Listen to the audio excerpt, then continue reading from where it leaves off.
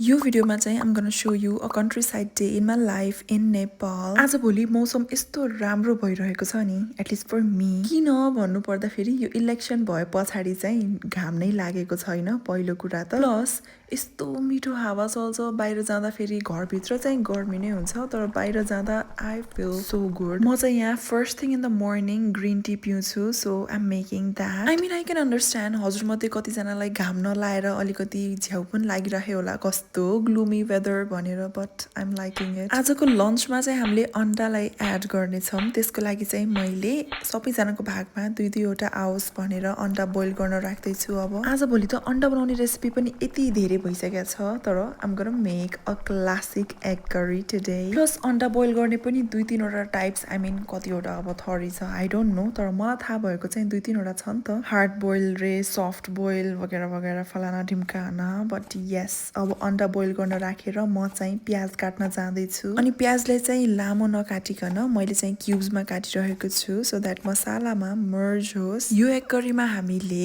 एगलाई highlight गर्नु छ, so everything else has to mute। यो अन्डामा चाहिँ हजुरहरूले आलु बोइल गरेर राख्नुहुन्छ कि काँचै, please let me no in the comment section. मलाई चाहिँ आलुलाई पिल गर्दा फेरि यो लामो सर्प जस्तो एकै नाश भएर झर्छ नि, यस्तो सुदिङ अनि सेटिस्फाइङ लाग्छ। I don't know, for some reason. बच्चा बेला त हामीले कम्पिटिसन पनि गर्थ्यौँ कसको चुटिँदैन र कति लामोसम्म बन्छ भनेर। अनि मलाई चाहिँ यो आलु अन्डामा हाल्दा होस् कि मासुमा हाल्दा होस्, ठुलो ठुलो पिस गरेर हालेको मनपर्छ। मैले चाहिँ आज भोलि तोरीको तोरीको तरकारी, भगवान, तोरीको तेल मात्रै युज गर्न लागेको छु खाना पकाउँदा फेरि। अनि by the way, the easiest way to peel यो अन्डालाई नबिगारिकन भन्दाखेरि अलिकति ठ्याक ठ्याक गर्ने कुनै पनि प्यानको साइडमा, और अलिकति फर्स्टमा चाहिँ क्र्याक आउनु पर्यो, त्यसपछि हातमा मसाज गर्ने होइन यसरी, अनि त्यसपछि हजुरले पिल गर्नुहोस् होइन, यस्तो मजाले निस्किन्छ नबिग्रिकन। यो चाहिँ मैले आफैले डिकोड गरे हो, सो या थ्याङ्क मी लेटर। अनि मैले अघि ठुलो ठुलो काटेको आलु थियो नि त, त्यसलाई मजाले मैले फ्राई गर्दैछु। यसलाई चाहिँ पालै पालो सबैतर्फ पल्टाएर रातो बनाउनु पर्छ। यता आलु पाकुन्जेल चाहिँ हामीले अब अन्डालाई फ्राई गर्नको लागि रेडी पार्नु पर्यो। त्यसको लागि फर्स्टमा फोर्कको हेल्पबाट हामीले यसरी पोक गरेर सानो सानो प्वाल बनाउने। यो गर्ने चाहिँ किन भन्दाखेरि यस्तो गर्यो भने भित्रसम्म मसाला पनि पुग्छ, प्लस फ्लेभर पनि आयो। सी, यस्तो देखिनु पर्छ। अब यहाँ हाम्रो आलु पनि रेडी भइसक्यो। मलाई खाना बनाउन चाहिँ मनपर्छ, तर not as a responsibility, rather to show love to my loved ones. अब अन्डालाई रेडी पार्नु पर्यो फ्राई गर्नको लागि। त्यसको लागि चाहिँ मैले फर्स्टमा नुन, बेसार, अनि यो के भन्छ ड्राई रेड चिली पाउडर, अनि 2 स्पुन जति तोरीको तेल हालेर मजाले मिक्स गर्ने। अब यसलाई मिक्स गर्नको लागि हजुरले हात युज गर्दा पनि भयो, तर मलाई चाहिँ त्यो नेलमा बेसारको त्यो कलर आएको मन पर्दैन, त्यही भएर आइम युजिङ द स्पुन। अब यसलाई पनि हामीले फ्राई गर्नुपर्ने हुन्छ 3 to 4 मिनट्सको लागि, I mean until it gets red. यसलाई पनि आलु जस्तै एभ्री साइडमा पल्टाइ पल्टाइ रातो बनाउनु पर्छ। हाम्रो 50% काम त भइ नै सक्यो, अब मसला हालेर खालि गुडुङ गुडुङ सबै हालिदिनु मात्रै बाँकी छ।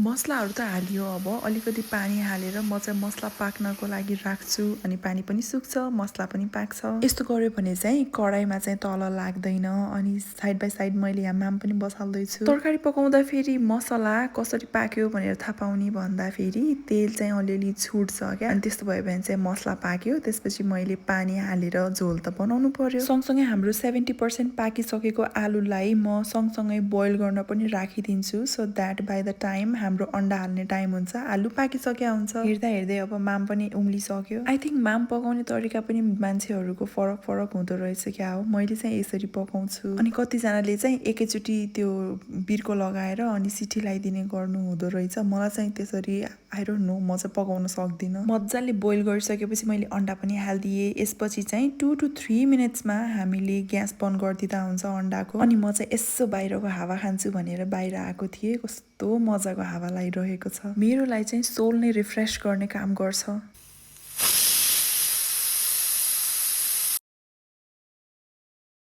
खाना पाक्यो है भनेर माउ बाबालाई बोलाउन आउँदा त they were working in the garden बारीको काम हेर्दा चाहिँ सजिलो लाग्छ तर इट टेक्स अ लट मैले चाहिँ अरू बेला कहिलेकाहीँ यसो फाटफुट्ट हेल्प गरिदिने काम गर्छु आज चाहिँ मैले सुट गर्ने नै काम गरेँ बट अफ कोर्स फर्स्टमा मैले सोधेँ उहाँहरूलाई is it okay if I shoot भनेर बिकज सबैलाई मन पर्दैन नि त सुट गरेको प्लस जस्ट बिकज मलाई राम्रो लाग्छ मेरो लाइफ सो गरेको कन्टेन्ट क्रिएट गरेको द्याट डजन्ट मिन कि मैले सबैलाई सो गर्दै हिँड्ने सबैको face or what they do अनि यहाँ चाहिँ आई थिङ्क भिन्डी लगाइराखेको छ म पनि वेदर इन्जोय गर्दै अनि काम गरेको हेर्दै बस्दै गरेँ until they finish their work अनि जोइन मी फर लन्च यता चाहिँ कर्कलको पात रोपिराखेको छ अनि मलाई चाहिँ कर्कलको पातको त्यो रेकन्च बनाउँछ नि अति मनपर्छ and it's been so long since I have had one मैले भनि पनि राखेको छु तर त्यो कलिलो भएर खान मिल्दैन अनि आजभोलि आई हेभ बिन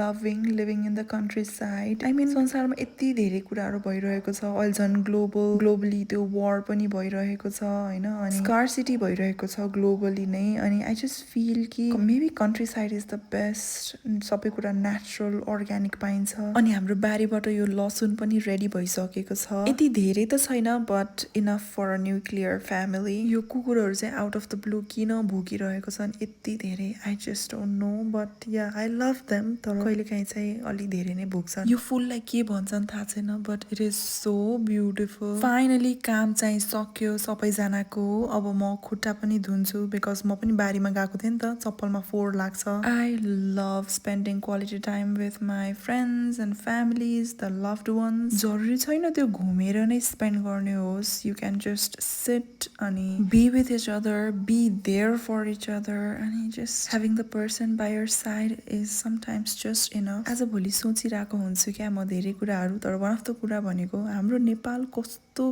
प्रिटी छ मलाई त इभन त्यो रुखमा पत्ता नै नभएको रुख पनि यस्तो प्रिटी लाग्छ for some reason it feels artistic but yeah anyways अब चाहिँ हाम्रो खाना खाने पालो आयो त्यसको लागि चाहिँ आम एडिङ माम त्यसपछि तरकारी हजुरहरूले तरकारी भन्नुहुन्छ कि तरकारी कमेन्ट सेक्सनमा भन्नुहोस् ल I really want to know मलाई टिकटक र इन्स्टाग्राममा चाहिँ भनिराख्नुहुन्छ हामीले तरकारी भन्छौँ अनि कसैले हामीले चाहिँ तरकारी भन्छौँ भनेर भन्नुहुन्छ अनि आई वान्ट टु नो मेरो युट्युब फ्यामिलीले के भन्नुहुन्छ भनेर ओहो अनि आजको ताजा खबर चाहिँ मेरो अफिसियली आनो आयो अफिसियली किन भन्दाखेरि आउने कि नआउने गरिरहेको थियो फाइनली आइपुग्यो अनि मेरो आँखा त कस्तो चिसिक चिसिक गरिरहेको थियो के अनि निको पार्नको लागि चाहिँ मनतातो पानीमा मैले रुमाललाई भिजाएँ त्यसपछि निचारेर सेक्न थालेँ फेरि मेरो भाउजूको घरपट्टि चाहिँ अर्कै चलन थियो क्या अन्डालाई चाहिँ बोइल गरेर अनि त्यसलाई रुमालमा बेरेर अनि त्यसलाई चाहिँ सेक्ने गराइसिन्थ्यो मेरो भाइ बहिनीलाई चाहिँ what do you guys do let me know ल अब यो मेरो आउने 3-4 दिन त यस्तै नै जानी भयो आई नो द्याट मामुलाई पान खान मन लाग्यो भएर मैले चाहिँ पान ल्याइदिएँ अनि आमा यो पान हो कि रसभरी हो ओफ but yes this is how I spend my day in Nepal